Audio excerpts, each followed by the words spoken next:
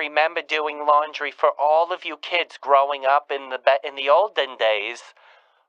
Even when we had black and white television, you know, your twin brothers, they could barely do a lick of laundry between themselves. I didn't want to air our dirty laundry on our new show. Oh, Ma! See what I did? You're so good. I did it. Oh, my God. We're going to get so many subscribers on our channel. All right. Well, look, I've got to go because your father's giving me the evil eye because he can't find his vermouth mister.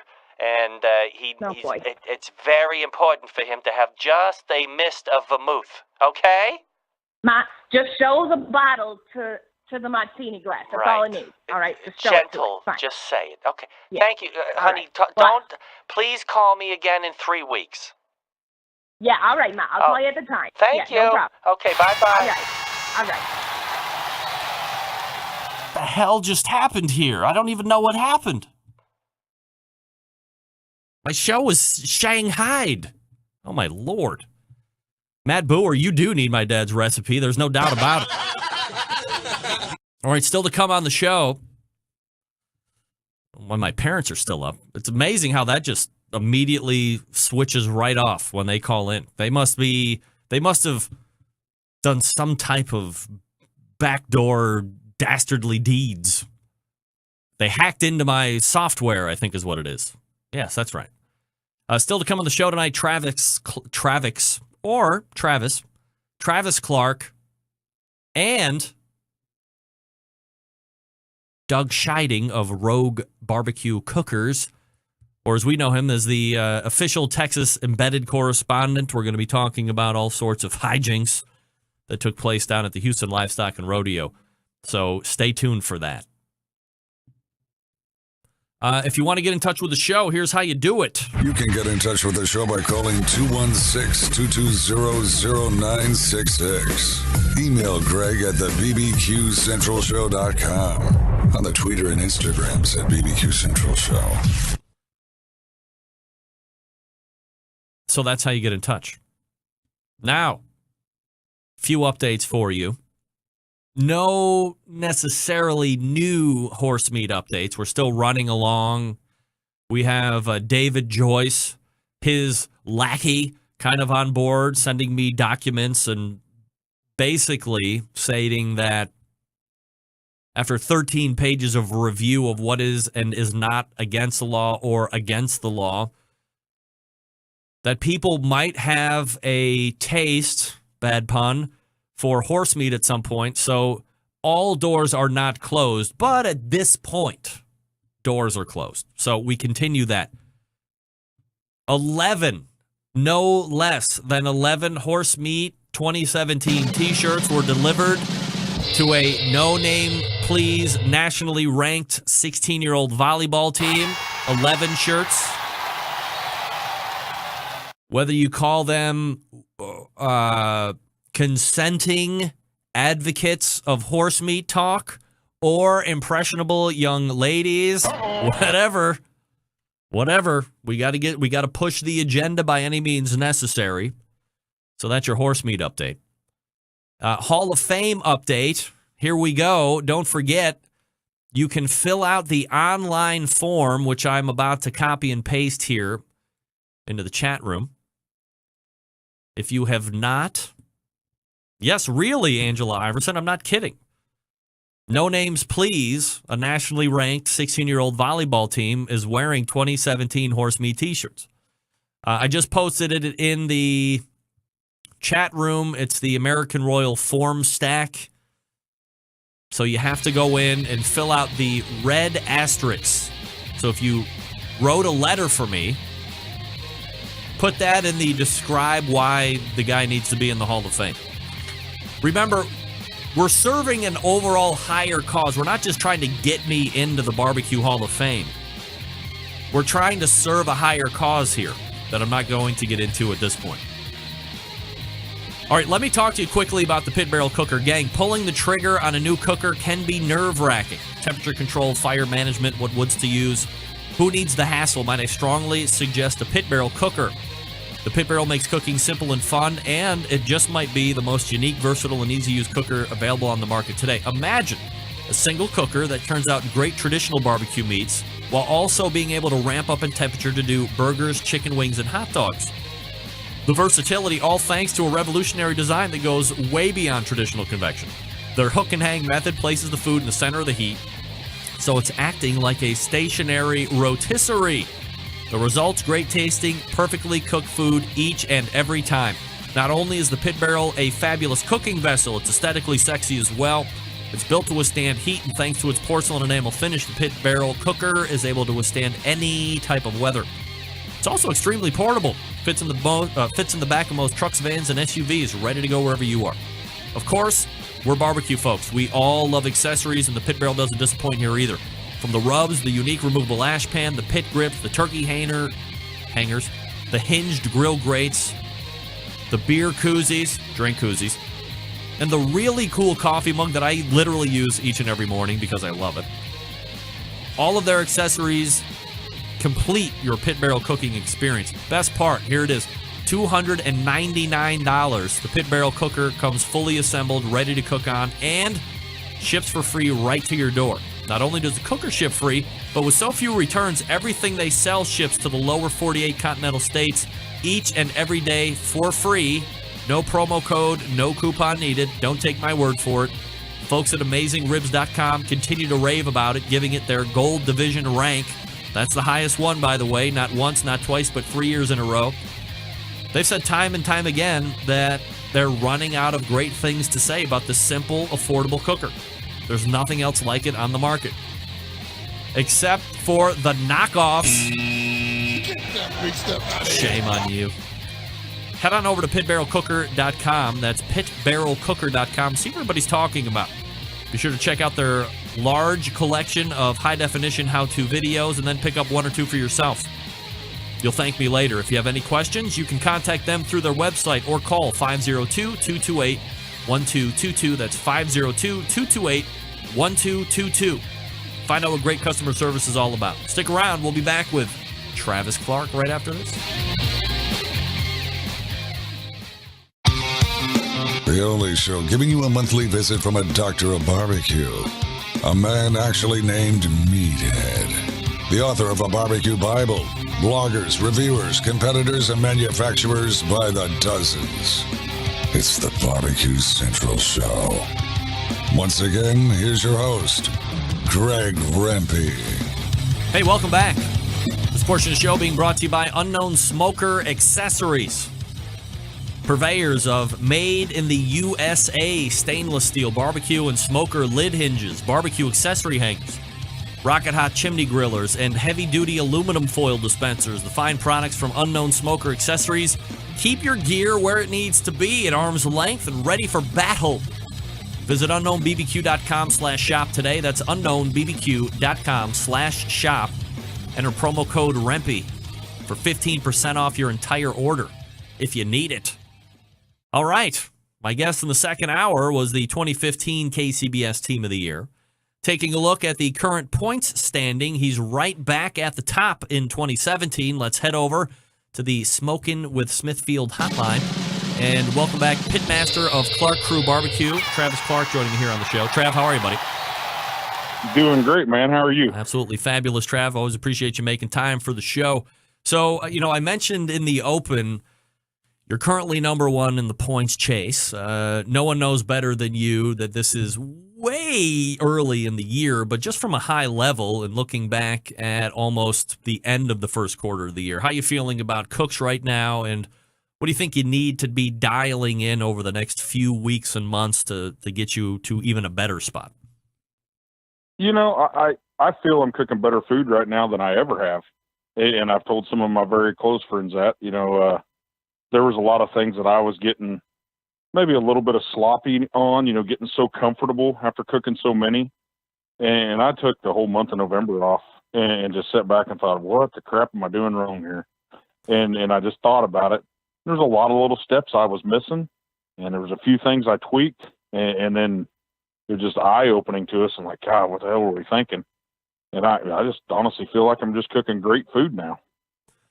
Travis, when you make little mistakes. When you look back on the KCBS Team of the Year run in 2015, obviously legendary between you and David Qualls, I remember a distinct point in our conversation as we were kind of recapping that you said every time wasn't the same for you. You would change this, you would tweak that, just kind of on a whim. Obviously, that carries over into last year. At what point did you say, hey, I really have to dial in? Because what do you hear time and time again from other pitmasters? It's consistency, it's following the program, it's writing stuff down, blah, blah, blah, blah, blah. And you seem to have had a wild amount of success, not going against that grain, but kind of going against that grain too a little bit. Oh, yeah. I'm definitely different than pretty much anybody in the country. I mean, I pretty much run my same thing, but I'm not scared to take, if I'm cooking 4 racks of ribs, I'm not scared to do something totally different on 2 of those racks. A lot of guys don't do that, and I mean, I work a full-time job. I can't practice during the week. And if I'm cooking every weekend at a contest, my practice happens at a contest. I'll do something. I've trimmed butts completely different. I've trimmed briskets completely different. I've changed that pit 100 degrees here and there. I've done a lot of things, and the program that I run, wrapping on color and pulling on feel, I can make those changes because I'm not dialed into looking at a gauge going, oh my God, I'm a 202. I have to pull it. I don't do that. I mean, I'm old school, man. I wrap on color and I pull on feel. You can make those changes. Is there a percentage, so let's say if you're cooking 3 racks that you normally would, and then you have this weirdo rack that you're practicing on or trying something new on, is there a percentage of times at a competition that you will turn in the weirdo rack versus the traditional stuff that you would turn in? Probably not a percentage. If we feel it's good, I'll run it. We've done it. We've done it a couple of times this year, especially on pork. We've put in money muscle off of one and we used pulled off of another one that we thought was good. We did that just this weekend and it was a completely different pulled than what I'd ever ran before. And my wife goes, I really like it, I was like, I do too. I was like, oh, hell with it, let's run it. And, I made about 3 different changes on my injection and I did a little something different when I wrapped it. And I didn't like how the money muscle on that one turned out, but the pulled was fantastic. It's just a call I make. If I think my food's great, I mean, I'll run it. The best food goes in the box no matter what. The changes that you make or the differences that you're adding into an injection, whatever, all stuff that you're making notes on so you can determine if it's something you're going to be trying the next time out? Yeah. That's kind of a funny process. My wife is pretty much making our injections now since I've been working later. So she, she'll tell me, I'll tell her, I'm like, send me my injection. I'll sit there and I'll look at it and I'll be sitting there and I'm like, you know what? Instead of doing 2 tablespoons of this, do 3. Instead of, 3, do 2.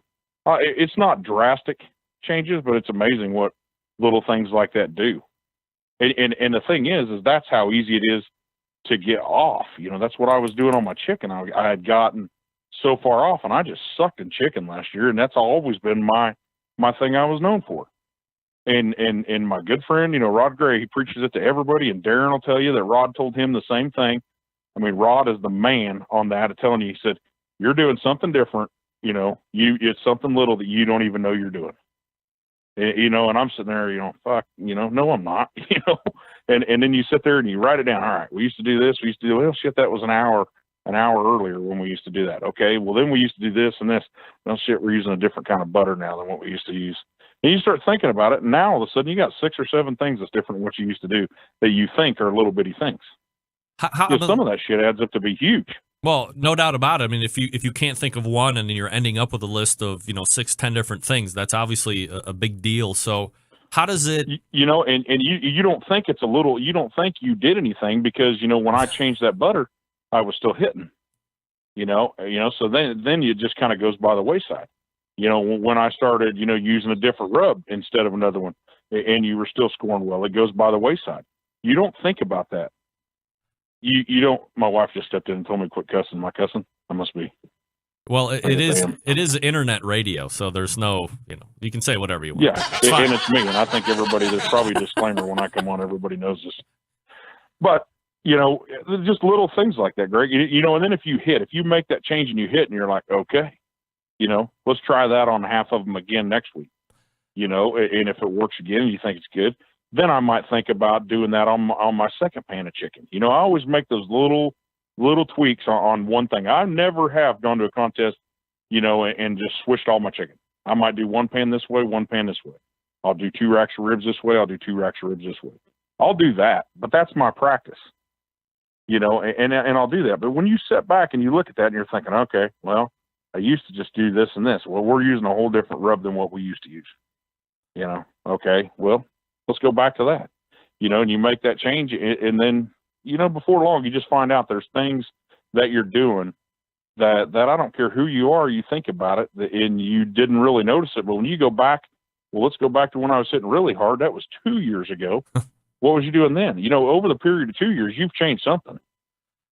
How long do you wait for, obviously you're not getting scores that you're accustomed to. So how long do you take those scores not being where you need to be or where you think they need to be in order for you to say, hey, let's start going back and looking at how we used to do it, generating that list? What kind of a time frame is that? Well, I can give you a pretty damn close timeline. Last year, I started cooking in March, and we didn't really do great in chicken. And I cooked that same damn chicken all the way up to about the 1st of October before I started changing it. And that's cooking a lot, in between there. And then I started making a few little changes, and it was just very little things, and I think there was some of that Smart Chicken had kind of gone to shit, I think, because everybody's cooking it, and I wasn't getting as good a chicken. So I started being more selective on my product. I just started being a little more selective on things. And I did a few practice cooks in November, here at the house. And that's something that I have never done. I've never practiced. I mean, that's stupid. I know it sounds, but I just never have. And then so I did some practicing and did a few things. And I even cooked a couple briskets and tried a couple things. And, hell, I was pretty much happy with all of it. And we started running it this year, and it's hitting again. But, it's early in the year. I mean, hell, what you're doing now that's hitting may suck here in another month or two.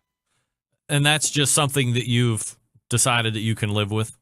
Judges and trends and this and that? Yeah, you got to. I mean, I think when you get into it, you got to. I've never really ventured off anything deep. It's not like I've gone from Kansas City style to straight vinegar. I've never done anything radical. And I've gone a lot of places where they tell you that. I go cook in Georgia. The first time I went there, they're like, boy, that Kansas City shit ain't going to work down here. You better run vinegar. You better do this. And I ran my same old stuff, and we won the damn contest. So good food's good food. That's another thing that has always been instilled in me, and I believe that. I don't believe that California food won't hit in Kansas City or in the Midwest, or the Midwest food won't hit out there, or vice versa in Georgia. Good food's good food. Darren Worth was on the show last week, and he had said, which he said on this show a number of times before, he hopes to put middle of the road barbecue, and he went into a little bit more detail by saying, I don't want the judge to bite into that rib or that chicken or that brisket and go, I wonder what that spice is, or I wonder what's in that. He wants them to take a bite and go, that's really good, and then just put it down and move to the next one. To me, I'm like, yeah. I would almost want that judge to be like, hey, what was that? I see it as him thinking that in a good way, and evidently that's not the right way or the best mindset to have. You just want it to be good, and that's it, not have him stew on it, or her. Yeah, I agree. I want him to take a bite and think, damn, that's good.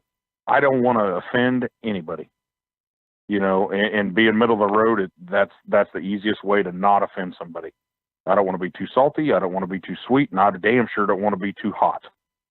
And if anything, that's the one thing I tend to do is spice it up a little bit much and then try it again after I turn it in and my wife's taking the box and go, oops, that may be a bit warm, because I like that. And sometimes I let that get the best of me, but I agree, middle of the road, you're not going to offend many people, and I can handle a judge that just thinks my stuff is average a lot more than somebody if I offend them, because if I offend two of them, you're screwed. Yeah.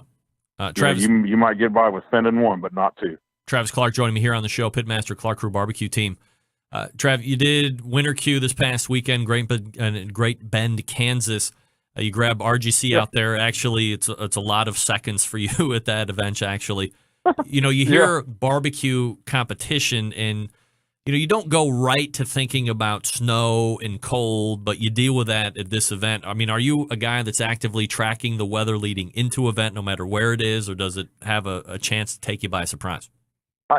I do. I do look at weather, and I knew there was a chance of rain and freezing. It started out as rain or freezing rain, which ended up being snow. I do look at that. I look at the weather before I get to a town. Like if I'm stopped getting fuel, I'll type in where I'm going.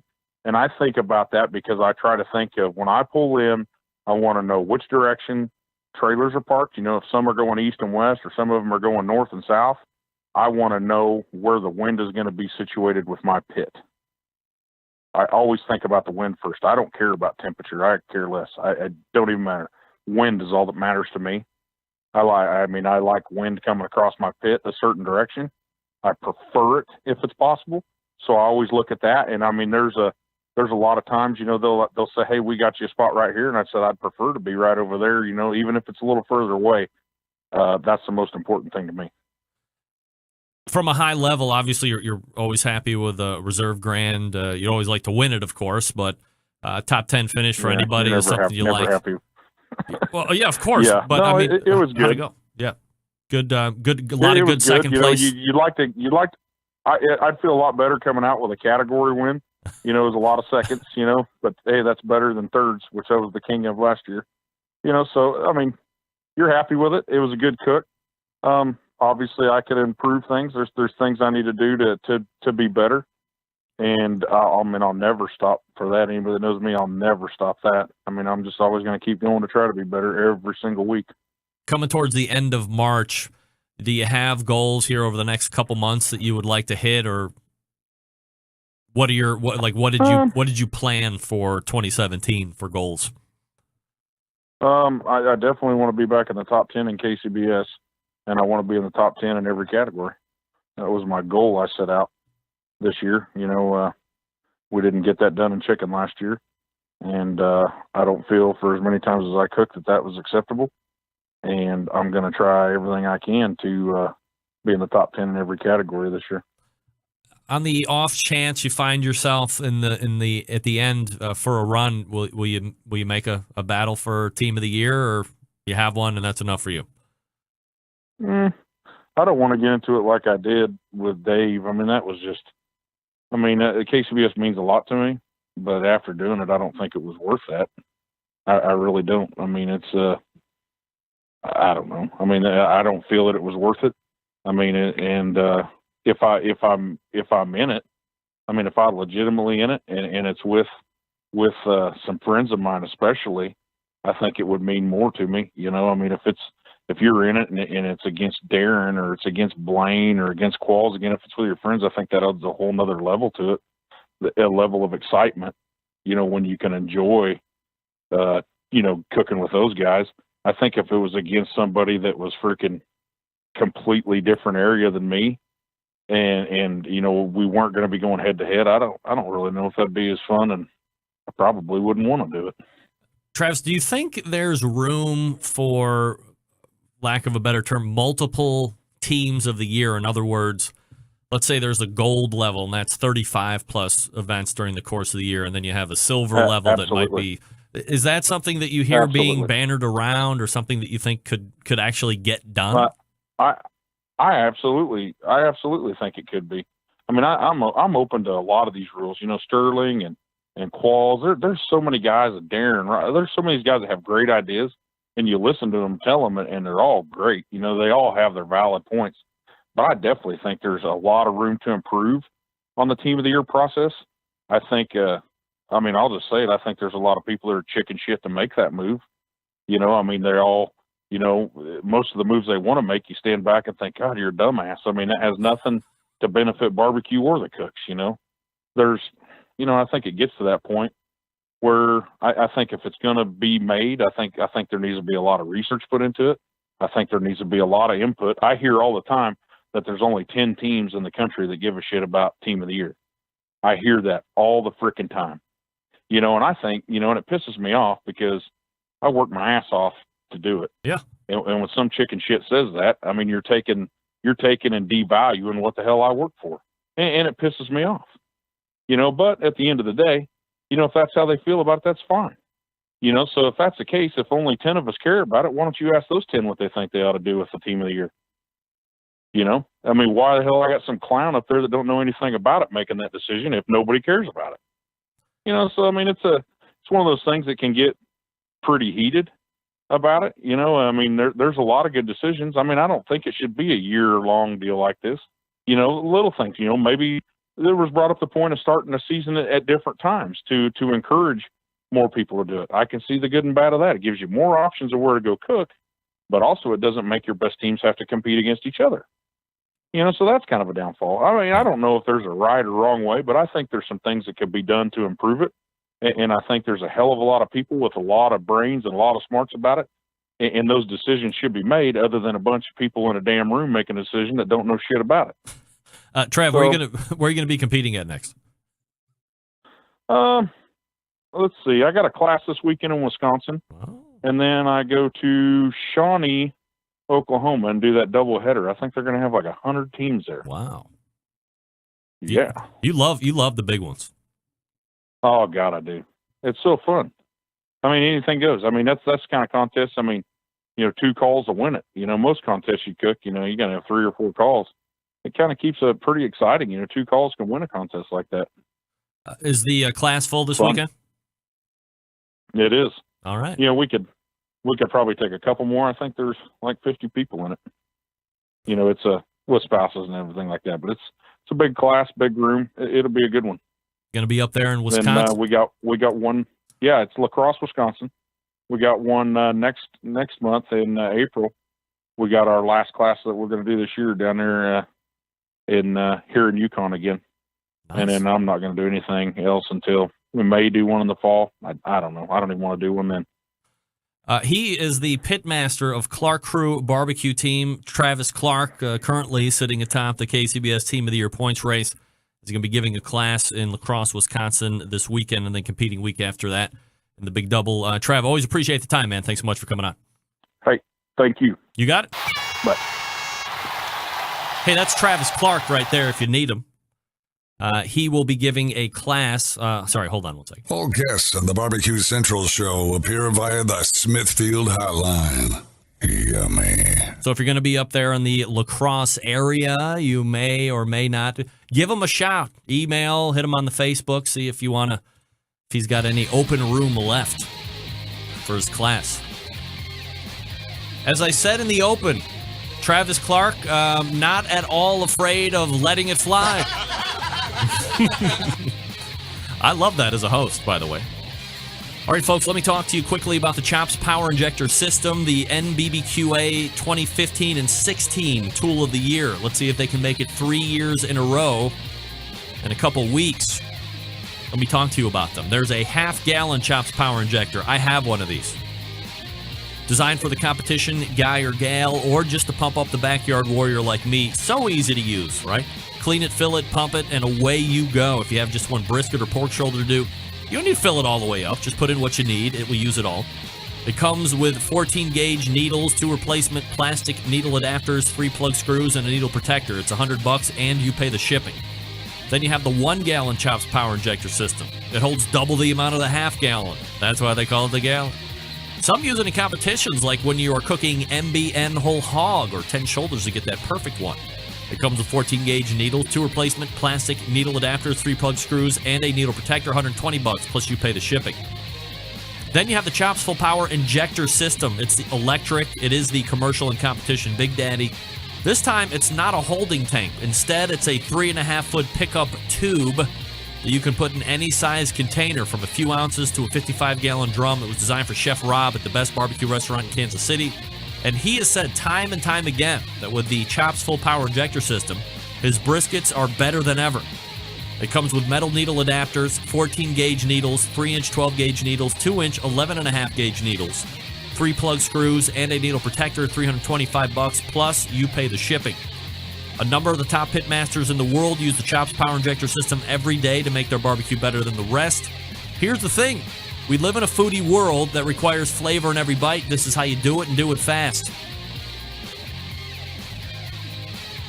It's not just for meat. How about alcohol-infused watermelon? Yeah, baby. Every injector hand-assembled in Kansas City, Missouri, USA. They got all the accessories that you might want. Here's what you do. You visit them. BBQKansasCity.com. That's BARBEQUE. BBQKansasCity.com. You can also visit Chop's Barbecue Restaurant in Kansas City as well. I might do that next month when I'm in Kansas City for a volleyball tournament.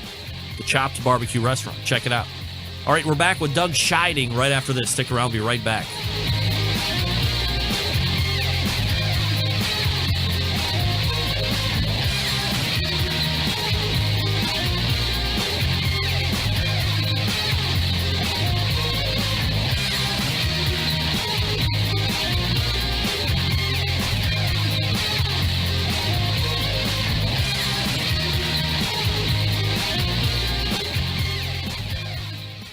Continuing to produce incredibly mediocre content in an exceptionally professional way.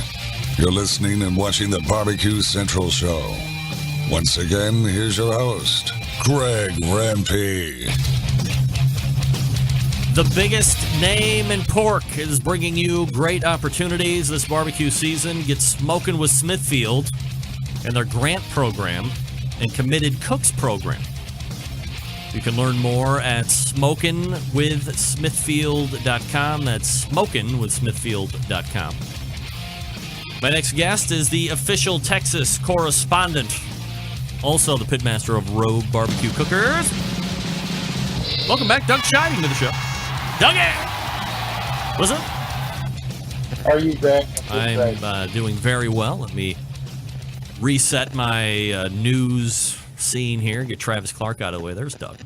All right, bad connection. I got to hang up and call you right back. Okay. Sounded like ass. Woof. Sometimes the Skype is... Oh. Wow. What is that? Woof. We might have to go Hotline Jones here, Doug. No worries. It seems to be a little more clear now. I'm getting an incredible amount of electric on the line for some reason. Just call the hotline. 216-220-0966. Oh, wait. Did it go away? No, I'm here. Yeah. The electric went away, though. All right. Hey. Oh, okay. Well, no, it didn't. It didn't. Oh, my Lord. Yeah. Call the phone. Woof. All right. Right. Hanging up on Doug. You're hearing that, right? God, annoying. I hate when that happens. How can I have a perfectly good interview with Travis Clark and then I call on the Skype, which is supposed to be phenomenal, and then I get crap? Get that big stuff out of here. Good Lord.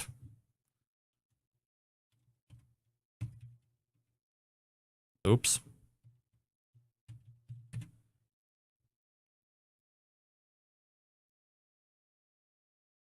Doug. Greg. Wow, way better. How do you not know the call-in line, Doug? Come on. What you doing? I had it under Barbecue Central instead of under Greg Rempe. So that's funny. All right, so let's get into it here a little bit. Of course, last week I had Darren Worth on the show recapping the big win in Texas for the barbecue side of things. I guess let's start there. I mean, he was runner-up a couple years before that. He's been in a total of 3 times. He said this was a huge event as far as the bucket list of items that they needed to cross off. Prior to last week, this was the one that was the last one to cross off. According to him, he'd won everything else. We've kind of backtracked a little bit on that.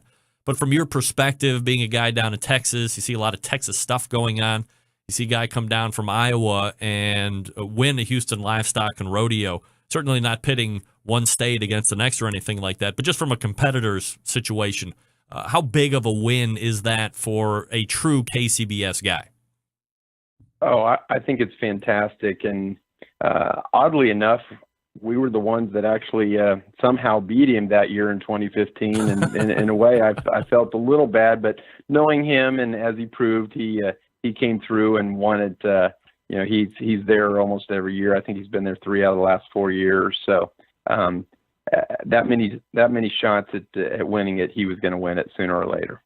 Are you a believer in the fact that while he had on a number of occasions backed off Memphis in May, last week he said, well, if you would have asked me Saturday, I would have said I had no interest in doing it. But on a Tuesday at 9:14 Eastern Time PM, he said, yeah, you know what? We're thinking about that, and we might entertain it. Do you think that that's something he might follow through with?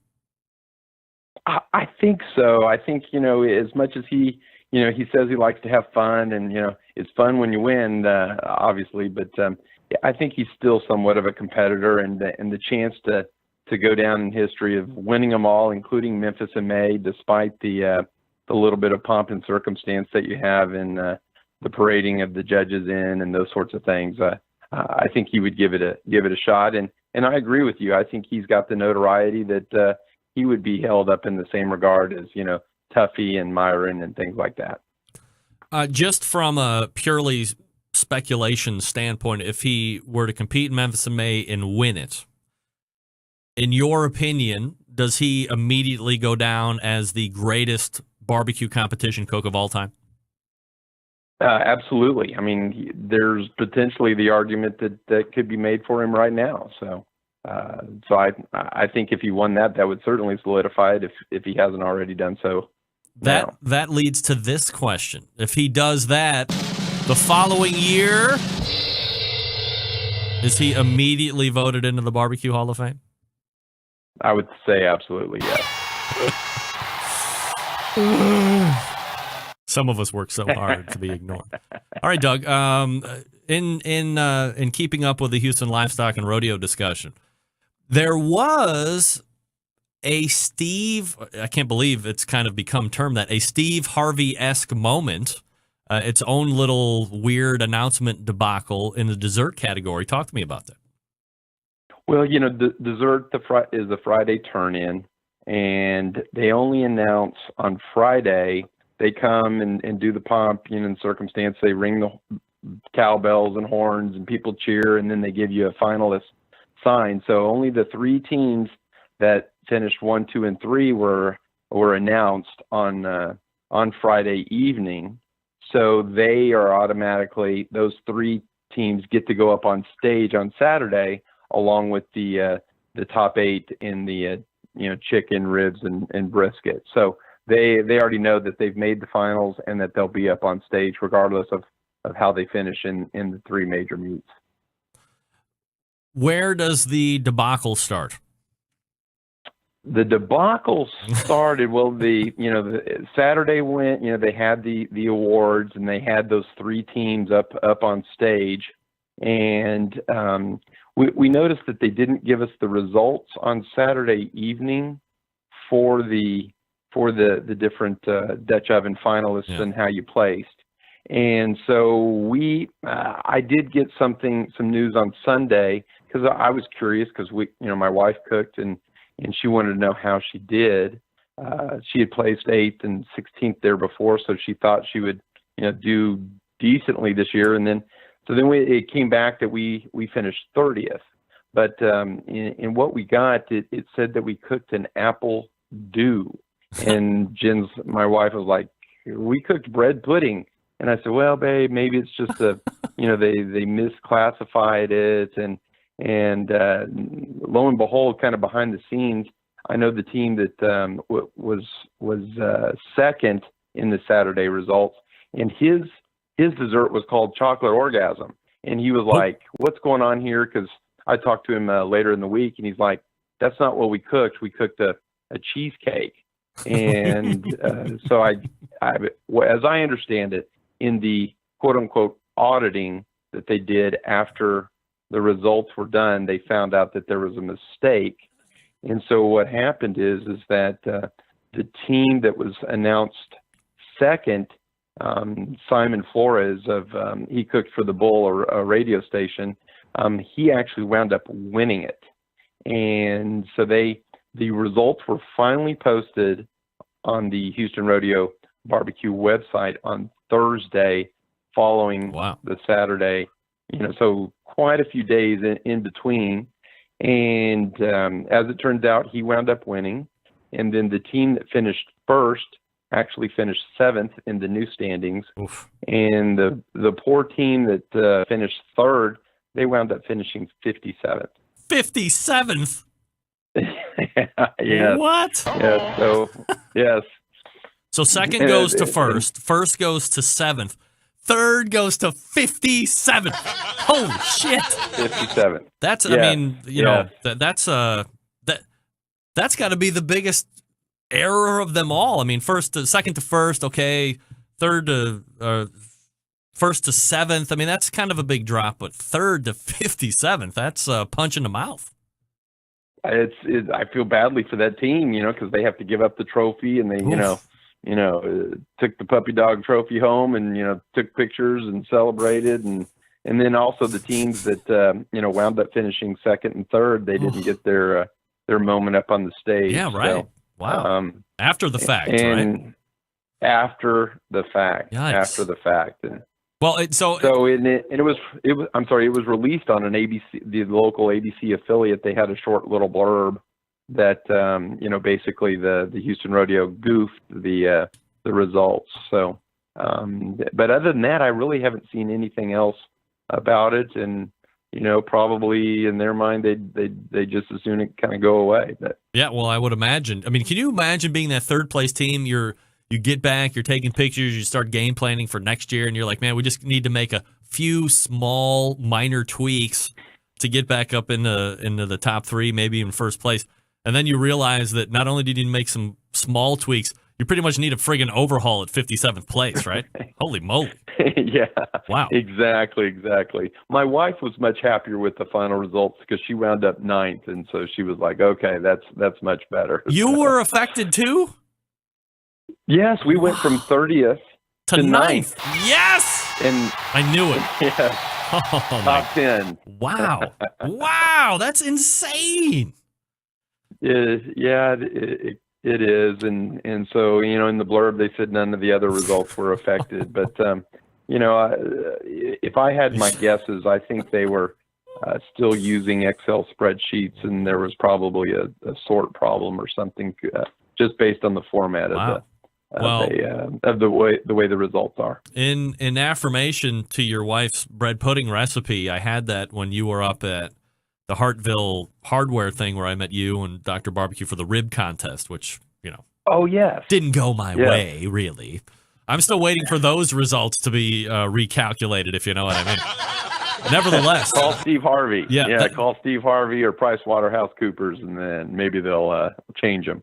That dessert is definitely not a 30th place dessert. So, top 10, 9th place overall, certainly a more fitting situation. So were there a lot of other people that were bottom feeders that got bumped up quite a bit too then, or no? I didn't see the whole, the whole results. I just saw the first page, which is what we are of the initial results. So I didn't get a copy because they didn't release it to the general public. And so I don't know, kind of how all the changes were. I just, it's easy just to figure out who the top 3 were on the stage. Wow. And then how they finished in the final result. So I actually know the team that was 3rd and then wound up finishing 57th. So yikes. All right. Talk to me quickly about a new barbecue Hall of Fame that is emerging, the International Barbecue Cookers Association Hall of Fame. Yes, they just announced this about a week ago, and they are probably going to do the first class. I don't know this for sure, but probably in the August timeframe, which is when they had their annual meeting, and they're going to have a new banquet. So the requirements are you can nominate people. You can't self-nominate. You have to not be nominated by somebody else. So you have to be a member in good standing. Okay. You have to be competing or have provided service to the IBCA for 10 years. 10 years of successive service? I guess service, that would also qualify if you're a head judge and you don't compete, but you go to 30, 40 cook-offs a year and spend most of your weekends as a head judge. So I'm presuming that's the type of service that they're talking about, and then you have to have a history of promoting the IBCA in a positive manner. So there is a category for non-members, but you have to be directly connected to the IBCA and the promotion of IBCA. This is 10 years of, not once in 10 years, but you have to have racked up 10 years as a qualifier to start being in the conversation of IBCA Hall of Fame. Yes, that's some of the that's one of the requirements. Right. Either 10 years competing or combined with some service. So maybe if you were a head judge for 5 years and competing for 5 years, you would qualify. So do you like this setup? You okay with it? Yeah, I'm okay with it. I mean, to me, there is some guidelines. You have to be a member and the 10 years competing, et cetera. So, I think that's getting most of the way in terms of, instead of just opening it up and having a popularity contest sort of thing. But in the end, you would think that the cream would, go to the top, and you'd be able to, name 5 cookers that should immediately be in the Texas or IBCA Hall of Fame. So does this dilute the other barbecue Hall of Fame? I mean, obviously this is specific to IBCA, but I mean, I could certainly make an argument that there's a number of IBCA cooks or cooks that cook in the IBCA that could also get put into the other barbecue Hall of Fame that's down at the American Royal that they've started here over the last couple of years. Does it dilute? Is it competing? Does it make it kind of weird now that there's going to be factions of barbecues Halls of Fames ish? Yeah, I think it's more of the competing to a certain extent, but that's what you've got with the multiple organizations that we have throughout the U.S. So in the end, each organization could have their own Sure. Hall of Fame. Right. Could be KCBS Hall of Fame and an FBA Hall of Fame and the IBCA Hall of Fame and then the Barbecue Hall of Fame, whatever that is. Exactly. So, I mean, and that was, one of the, when you interviewed Michael, that was kind of what he was talking about, that, there's too many different factions instead of, one overarching National Barbecue, Cookers Association or whatever that basically is a conglomeration of all of them. Doug, where are you going to be competing at next? My next competition is April 1st. I'm going to be competing in New Braunfels, but I'm also going to be competing in the Traeger Meat Madness, and so I've submitted a recipe, and we'll see how that goes. They pick 64 recipes, and then they compete against each other on their website. So. Yeah, like an NCAA bracket thing. Yeah, and they're calling it Meat Madness. All right, breaking down the dessert debacle at Houston Livestock Rodeo and the IBCA Barbecue Hall of Fame. He is the pitmaster of Rogue Barbecue Cookers and, more importantly, the official embedded Texas correspondent of the Barbecue Central Show, Doug Scheiding. Doug, always appreciate the time, man. Thanks so much. Thank you, Greg. Appreciate it. Bye-bye. It's Doug. Everybody knows Doug. Everybody loves Doug. I love Doug. All guests on the Barbecue Central Show appear via the Smithfield Hotline. Yummy. So he will be in the NCAA-styled bracket for Traeger, so look for that. Vote for Doug. I mean, everything's a popularity contest now, except the IBCA. That's not a popularity. You cannot self-nominate. That puts me right out. It's fine. All right, let's talk for a few minutes about the longest-running sponsor of the show, located in Warminster, Pennsylvania, the Barbecue Guru. Gang, if you've been thinking about automatic pit temperature control devices for your cooker, stop here. This is the company that started it all. They are the creators of this technology. Why are you going to buy it from anybody else?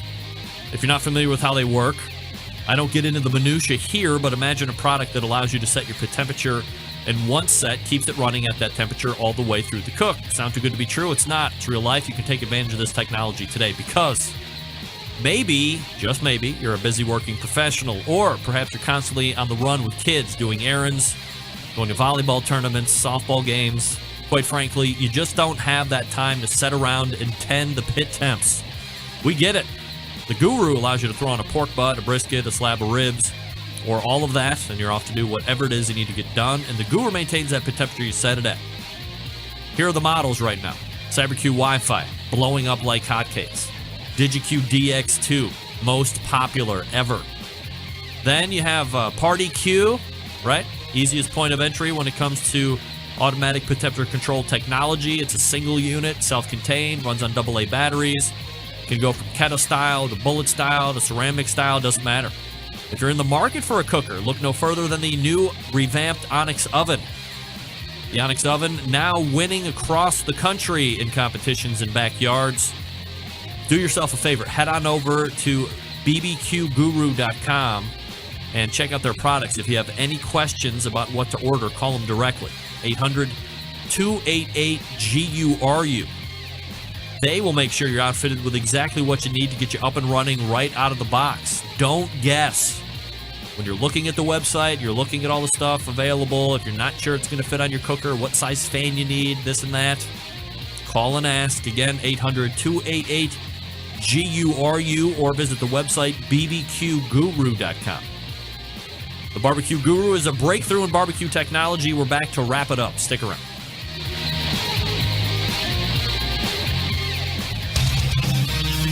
Whole packers, full racks, legs and thighs, injecting butts. If you've never heard this before, you might think you found the best XXX show ever. Let's get back to the most homoerotic host out there today, Greg Rempe. All right. Thanks again to Doug Scheiding for joining me. Let's go ahead and get ready to wrap this bad boy up. All the way back in the first hour, we talked with Meathead Goldwyn. Yeah, Meathead. Talked a little bit about corned beef and brisket and pastrami and all that good stuff. Got a little recap of Meathead in Paradise. He's going to be down at the NBBQA end of the month in Fort Worth, so if you're going to go to that, he's giving a speech on barbecue and grilling and how they're related, or the common factor that binds them all together. I have an idea. At 10:14, we talked with Travis Clark and where he's at in the competition season, amongst some other barbecue topics as well. We ended the show with Doug Scheiding from Rogue Cookers, talking about the Houston Livestock and Rodeo dessert issue, 3rd to 57th. 3rd to 57th. However, Doug, 30th to 9th. Yeah, baby. So good. That bread pudding is so good. All right, big show laid out already for next week. Stephen Reichlin obviously in because it's the third Tuesday of the month, amongst others. September 11th, 2001, I will never forget.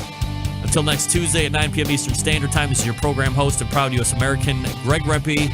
Good night now.